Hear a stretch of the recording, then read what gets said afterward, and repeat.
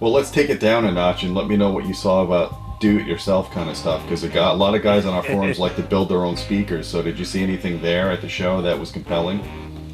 You know, it wasn't on my list just because I knew I had so much. But what I did is I did a Facebook Live on the Audioholics page just on a whim. I didn't tell you this, Gene. I didn't tell anybody at Audioholics about this. But since y'all gave me the password, the keys to the kingdom, I opened up the Facebook page and threw up a Facebook Live from the hotel room. And one of the questions I got is somebody was asking about DIY plate amps for subwoofers.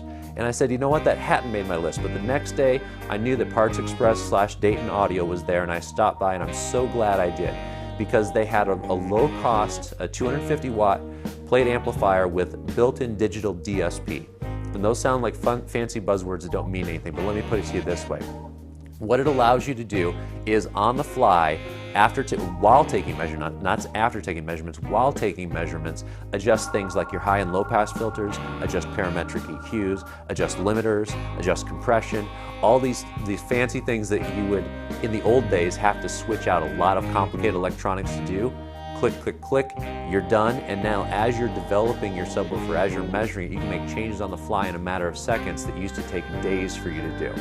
And I think the whole mess comes in it. I'd have to go back over my notes, but I think it's going to be a little over $200 when it ships. It's not out there yet, but they do have other DSP, bigger, more powerful plate amps that are out there. But I was just astounded at the ease of being able to switch these variables that, again, speaker designers from the 60s and 70s who would have to solder in whole new pieces to achieve these things are looking back on it and saying, man, I could have created fantastic speakers with the time that I had if I'd been able to switch these variables as quickly as these new Parts Express Dayton amps do.